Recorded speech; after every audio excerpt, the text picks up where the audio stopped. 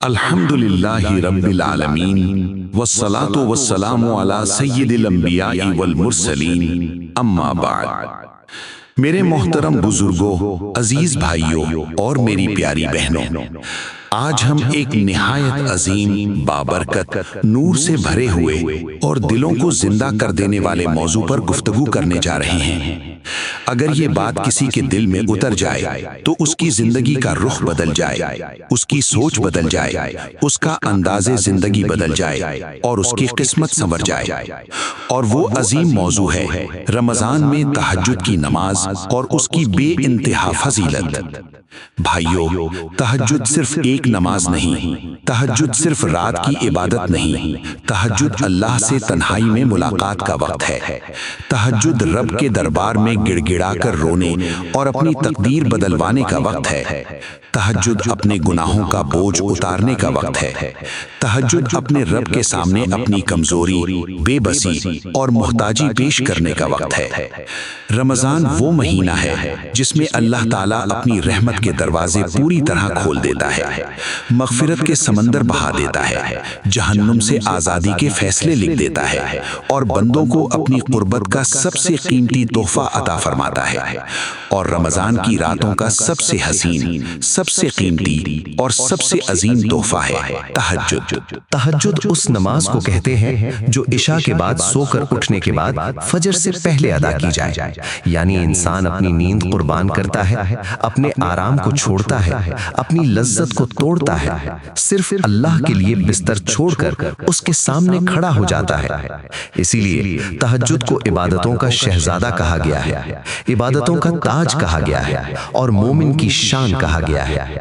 اللہ تعالیٰ قرآن مجید میں ارشاد فرماتا ہے کہ اور رات کے کچھ حصے میں تہجد پڑھا کرو، یہ تمہارے لیے نفل ہے، قریب ہے کہ تمہارا رب تمہیں مقام محمود عطا فرما دے۔ سوچئے، جس عبادت کے ذریعے اللہ اتنا بلند مقام عطا فرمائے، اس عبادت کی عظمت کا اندازہ ہم کیسے لگا سکتے ہیں؟ رمضان کی راتوں کا رنگ ہی کچھ اور ہوتا ہے۔ یہ وہ راتیں ہیں جن میں زمین سے زیادہ آسمان جاگتا ہے، جن میں فرشتے کثرت سے اترتے ہیں، جن میں اللہ اپنے بندوں کے اور بھی قریب آ جاتا ہے۔ اور جب بندہ رمضان کی رات میں تہجد کے لیے اٹھتا ہے تو اللہ فرشتوں سے فرماتا ہے، دیکھو میرا بندہ اپنی نیند چھوڑ کر صرف میرے لیے کھڑا ہو گیا ہے۔ جس بندے پر رب خود فخر کرے، سوچئے اس کا مقام کتنا بلند ہوگا۔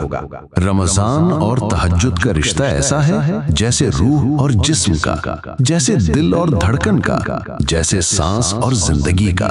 رمضان میں تہجد پڑھنے والا ہی اصل رمضان پاتا ہے، اور جو رمضان کی راتوں کو صرف سونے میں گزار دے وہ رمضان کا سب سے بڑا خزانہ کھو دیتا ہے۔ تہجد اللہ کی محبت کا ذریعہ ہے۔ جو بندہ تہجد کے لیے اٹھتا ہے اللہ اس سے محبت کرتا ہے، اور جس سے اللہ محبت کرے اس کی زندگی میں کبھی اندھیرا باقی نہیں رہتا۔ اس کے راستے خود بخود آسان ہو جاتے ہیں، اس کی مشکلات خود بخود حل ہو جاتی ہیں، اس کے دکھ خود بخود دوا پا لیتے ہیں۔ تہجد دعا کی قبولیت کا سب سے قیمتی وقت ہے۔ حدیث کا مفہوم ہے کہ ہر رات کے آخری حصے میں اللہ آسمان دنیا پر نزول فرماتا ہے اور اعلان کرتا ہے کوئی مانگنے والا کہ میں اس کی دعا قبول کروں، ہے کوئی معافی مانگنے والا کہ میں اسے بخش دوں، ہے کوئی پریشان کہ میں اس کی پریشانی دور کر دوں۔ سوچئے، جب رب خود پکار رہا ہو اور ہم سو رہے ہوں تو اس سے بڑا نقصان اور کیا ہو سکتا ہے؟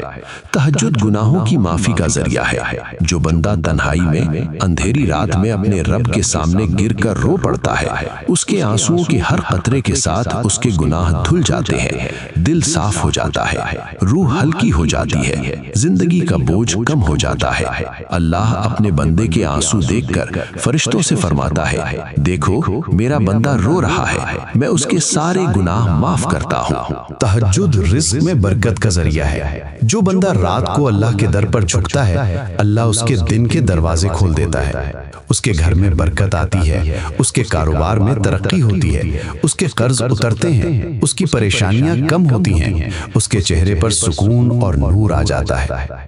तहज्जुद दिल के सुकून का राज है। दुनिया की सारी खुशियां मिलकर भी जो सुकून नहीं दे सकती, वो सुकून तहज्जुद के 2 सजदों में मिलता है। रात की खामोशी में हर तरफ अंधेरा, हर तरफ सन्नाटा, और सिर्फ बंदा और उसका रब। इस लम्हे जो सुकून मिलता है वो लफ्जों में बयान नहीं हो सकता।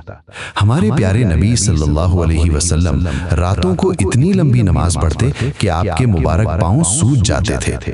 अर्ज किया गया, या रसूलल्लाह सल्लल्लाहु अलैहि वसल्लम, आपके तो तमाम गुनाह माफ हैं, फिर इतनी इबादत क्यों? फरमाया, क्या मैं अल्लाह का शुक्रगुजार बंदा ना बनूं? सोचिए, जिनके लिए जन्नत यकीनी हो वो इतनी इबादत करें, और हम जिन्हें अपनी आखिरत का यकीन नहीं, हम सोते रहें। ये कैसा इंसाफ है?